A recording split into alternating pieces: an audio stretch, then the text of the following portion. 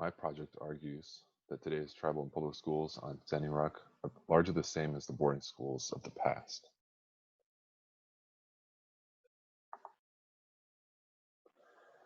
My dream for the future of Standing Rock education is that we want to create a system that is collaborative rather than competitive, is with us rather than for us, is personalized rather than standardized, is traditional and cultural rather than Western, and is healing rather than harming. We will do that through Lakota and not English. In my senior year in high school, I was inspired by Carol Black's On the Wildness of Children, which basically argues that schools are not natural and that they imprison us in intellectual cages. So there are students that thrive in order and control, and there are students that absolutely pound against the cages that we imprison them in. And Yaleys are the kids that are okay with the bars that society enforces upon them, and I am that kid that thrives on order and control, and that's super unusual. And the kids who act up in class for being too disruptive are the real revolutionaries. They pound against the bars that society and schools imprison us in. As the famous schooler Carol Black says, the revolution will not take place in a classroom. And here's a picture of Standing Rock High School. Like I said, poor Western schooling, low test scores, poor Indigenous education, Lakota language and culture. Students graduate only being able to say apple, buffalo, dog, red, 7, car, etc. And my personal theory is that people lose their love for learning in elementary school, and they start rebelling in middle and high school. And the only difference between good students and bad students is that good students are told that they're smart, and the bad students are told that they are not. Here are boarding schools. The point of education was and remains to be the perpetuation of white supremacy. And the one thing you need to understand is that the government created boarding schools to deliberately eradicate all native languages and cultures.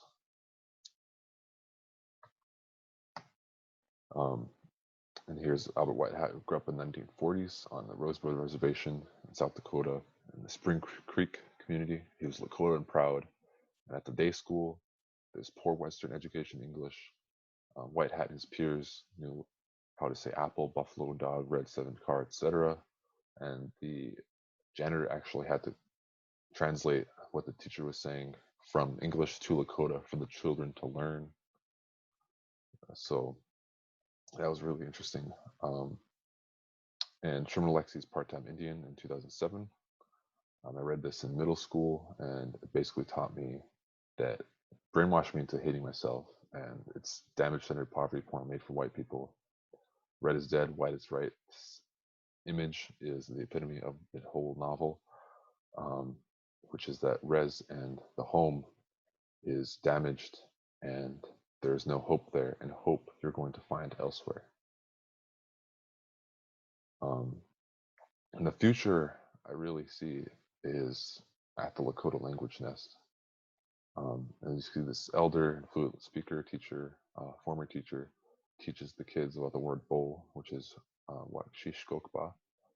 And, the unfortunate reality is that English, a lot of the times, is the way out of poverty, the way to success, and that we've internalized this oppression, this colonialism, that mentality that English is the only way. But on the flip side, when people do actually want to learn the language and the culture, you have these people that have the authority. They're basically cops, and they say, "I'm more native than you. I'm more Lakota than you," or "That's not how you say that word." And so it discourages so many people from wanting to continue learning the language. We have a lot of resources available, so I hope to be part of a generation that revitalizes that. And it's very hard. People really get burnt out with language revitalization, and I know that, and it's going to be a hard journey. But the Lakota Language Nest is planning to go year-round soon after this pandemic, and I plan to work for the Nest, potentially getting Montessori training and working for the Lakota language and the people for the rest of my life.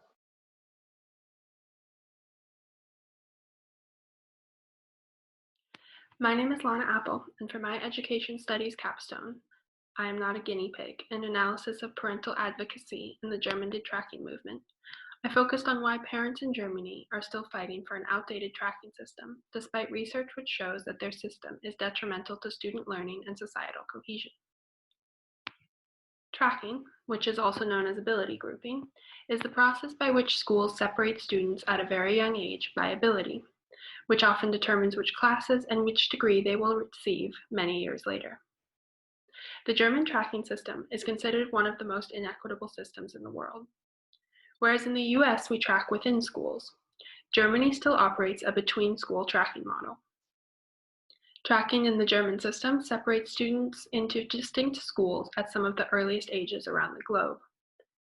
The system divides students at age 10 or 12 based on the core assumption that 4 or 5 years of primary school will allow each student to reach the same level of achievement. However, research has shown that this early tracking has incredibly detrimental effects. Through a review of international literature on tracking, I found that systems that divide students contribute to high inequity by exacerbating the gap in socioeconomic achievement rates and depriving students of the opportunity to learn certain information. Tracking systems also have grave effects on societal cohesion, such as inhibiting integration of immigrants and dividing students to feed into a hierarchical labor system. More recent research, particularly in the United States, has shown the large effect that parents can have on which track their children will be in. Through cultural capital and grapevines of knowledge, parents who have historically accessed higher educational tracks are able to secure the same access for their children. This has led to the development of the concept opportunity hoarding, which states that parents with more social capital maintain certain advantages through ingrained systems that are theoretically open to all. Opportunity hoarding is an important concept to keep in mind when considering school reform. This background research led me to ask the following research questions. When considering tracking and efforts to dismantle severe tracks, which have been happening over the last 20 years in Germany, why have many detracking reforms not worked? And do parents participate in opportunity hoarding in Germany? And if so, how? In order to attempt to answer these questions, I focused on the state of Hamburg. The government of the state of Hamburg in 2008 put forth a reform that would lengthen primary schools by 2 years, allowing students a few more years before deciding which track they would be on. Within weeks of this proposed reform, a parent group quickly responded to these proposed reforms and organized a referendum to stop the reforms. I wanted to understand how parents conceptualized their resistance to change. To determine how parents argued against the lengthening of the primary school, I conducted a discourse analysis. Using over 25 blogs by the parent group and 500 comments from a comment section of an online newspaper, I analyzed how parents conceptualized their resistance to the school reform. While there were many themes discussed that pointed to opportunity hoarding existing, what stood out the most was how worried parents were about their higher achieving students being subjected to years of having to help lower achieving students, which they believed would only hinder the education of their higher achieving students. This case shows that, similar to such instances of parent-led movements in the US, like the redistricting of Hamden, Connecticut last year, parents hoarding opportunity can be used to understand why many Germans have resisted detracking. This is another case that shows that not just in the US, reformers must anticipate parental resistance and engage with it productively. Thank you. Imagine a world in which school is a place where students can feel free. And perhaps freedom is a hard thing to see clearly, so maybe it's easier to imagine its opposite. Kids stuffed in stiff uniforms and trapped behind desks, learning to regurgitate dry lessons and take tests that quantify their worth. So what then would freedom look like? Like shedding uniforms and scrapping desks and changing curriculum? Or does freedom run deeper than that? My years as a student of African American studies have certainly taught me that it does. Black feminist theory taught me that freedom is about the right to love and feel without limitation, Critical race theory taught me that freedom can be found in chaos and in the call to refuse order. Black nationalist thinkers taught me that freedom stems from autonomy and self-determination. Black literary giants taught me that fundamentally freedom is about the ability to claim ownership of one's own body. Yet in my experience as a student of education, all of these concepts were nowhere to be found in conversations about how to improve schooling for Black, brown, and low-income students who are so often the first to become subjects of research and reform. So I began this project with the intention of changing that, of figuring out how to bring Black studies into education with the goal of finding radical and humane solutions to the problems that most reforms have failed to solve for decades.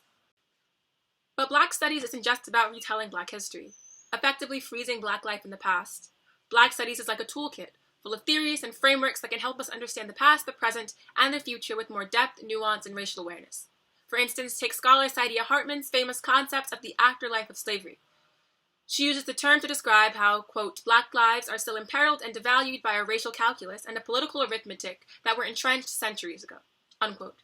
It encompasses how the long-term effects of slavery live on in the present in ways that can be measured or quantified in statistics, things like skewed life chances, limited access to health and education, premature death, incarceration, and impoverishment. But Hartman also writes that, even as slavery's afterlife is crushing, visible, and pervasive, it also looks like dust floating in the air. By this, she means that racism is not just structural or systemic, nor is it purely about material disparities and wealth or resources. Racism is an intangible, often invisible aspect of American culture. And, like dust, everyone, including Black children, breathes in, and it comes to live inside of them. It teaches Black children how to police their behavior, out of fear of violence or of death, so that they never step out of line when the cops are present, and when they're not. It teaches them to see the future as foreclosed with no hope for change because, as poet Claudia Rankine asserts, the condition of Black life is one of mourning. When we understand that everything, even schooling, is occurring in the afterlife of slavery, and when we understand that the afterlife of slavery can look like dust, then it becomes clear that we cannot approach reform with the goal of simply eradicating racism in the classroom, when racism is already so embedded in our society and so embodied in our students. Reform in this vein might look like including a Black history class into a school curriculum without evaluating or changing any other dimension of school culture, or adopting a race-blind approach to discipline in an attempt to equalize disciplinary outcomes. On the other hand, however, though Black studies may tell us the world of today exists in the afterlife of slavery, it also insists to us the world of tomorrow is in our hands. The project of Black studies is as much about imagining and shaping the future of Black life as it is about remembering and recovering its history. Scholar Robin D.G. Kelley asserts that truly revolutionary movements for social change are born from freedom dreams. Or in other words, they are born from the ability of people to actually imagine the society they want to build in place of the one that currently exists. The ability to imagine, to envision, and to dream up alternatives to the current systems of injustice is essential to figuring out how to overturn those systems. When we apply this idea to our schools, the key to ensuring that our schools can actually change for the better is to break down rigid hierarchies and dynamics that structure power in the classroom, and leave enough room for students to begin to create their own visions of freedom and justice in education and in the world. We cannot settle for schools that reinforce dominant modes of power, violence, and exploitation through excessively punitive disciplinary cultures under the guise of preparing minority kids for the real world. We cannot settle for a logic of no excuses that resigns children to injustice and inequality while placing the burden on them to work twice as hard to make up for all of the ways they have been failed. There must be a way out. Schools must create a culture of resistance that neither pretends injustice can be easily defeated nor resigns itself to the perpetuation of the status quo. And this begins with freedom dreams, with the ability of our children to imagine, envision, and dream of a better, more beautiful world. So now I try to imagine a world in which school is the place where students learn to love something with a passion. What if school taught them to harness that passion and channel it into the creation of art, ideas, and tools, things so powerfully imaginative that they might help our children begin to reinvent themselves and the world in a freer way? It's tragic that schools are not designed to do this for most students. But the bigger tragedy within this failure is that those students who need freedom the most, those who are owed it most urgently, are those least likely to be deemed worthy of it in schools. Our Black children need loving. They are the ones who give the act of freedom dreaming salience, urgency, and radical potential. They are the ones who force us to recognize that freedom and education must move beyond making reforms to a broken system and towards an ethics of care that holds this country accountable for the protection and empowerment of those it has dispossessed. Thank you.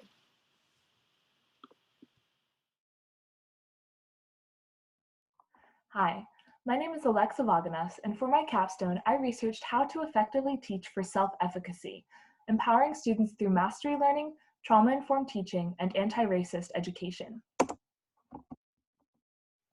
This image depicts the opportunity gap, a phenomenon in which students from low-income families do not score as well on various metrics of achievement compared to students from high-income families. Various federal reforms, such as No Child Left Behind, have tried and failed to diminish the opportunity gap. However, these reforms have also failed to acknowledge the role that self-efficacy plays in exacerbating the opportunity gap. Self-efficacy is an individual's belief that they can accomplish their goals. It is an extremely influential factor impacting academic achievement, so much so that it is a stronger predictor of student performance than prior ability in a subject. The most important factor influencing self-efficacy is mastery experience, defined as success in achieving a given learning objective. The presence of mastery increases self-efficacy by prompting individuals to feel competent, whereas a lack of mastery decreases self-efficacy by causing individuals to feel as though they are incompetent. Self-efficacy is a self-reinforcing mechanism. Negative self-efficacy beliefs lead to a lack of engagement, which in turn decreases the likelihood of attaining mastery during future learning tasks. This explains how self-efficacy exacerbates the opportunity gap. Lower achieving students who already suffer from a lack of mastery develop poor self-efficacy beliefs, which in turn limits their future achievement. However, effectively promoting mastery and self-efficacy within classrooms can serve as a powerful means to increase student achievement and diminish the opportunity gap. Mastery learning is an instructional framework highly conducive to promoting mastery and self-efficacy. Unfortunately, many classrooms do not incorporate the necessary mastery learning components to increase self-efficacy. They do so in the following ways: by having limited mastery experiences, limited scaffolding for moderately challenging goals, limited frequent task-specific feedback, limited student cognitive appraisal of their own performance, and by acting as environments that promote social comparison for students with differential learning rates. Yet even if classrooms could create perfect mastery learning techniques and promote self-efficacy for many students, it would not be sufficient to promote self-efficacy for all students. Trauma, adverse conditions in which an individual experiences long-lasting negative effects for their well-being, is another barrier that limits the promotion of self-efficacy. Trauma experienced chronically, for example, can create learned helplessness, which is detrimental to self-efficacy development. In addition, trauma experiences of abuse and neglect in particular can result in aggressive student behavior within the classroom. If teachers react to this behavior with harsh disciplinary policies, this can limit self-efficacy by damaging student-teacher trust. Beyond these types of trauma, minority students also experience racial trauma, trauma experienced as a result of racial harassment or discrimination. Minority students often feel internally devalued in comparison to their white peers as a result of racial trauma. This causes them to feel incompetent and in turn limits their ability to develop self-efficacy. In light of this information, I arrived at the following research questions. In what ways can teachers effectively cultivate self-efficacy in order to promote student achievement? And in what ways can teachers effectively cultivate self-efficacy while acknowledging race and trauma as key factors that impact student achievement? I found that while mastery learning is a highly effective framework for increasing self-efficacy for many students, the simultaneous implementation of mastery learning, trauma-informed teaching, and anti-racist education is necessary to promote self-efficacy for all students. Mastery learning promotes self-efficacy by acting as a remedy for the various classroom barriers which currently limit self-efficacy development. Trauma-informed teaching helps teachers become aware of student manifestations of trauma and modify classroom environments accordingly to match these students' needs. This ultimately promotes self-efficacy by repairing student-teacher trust.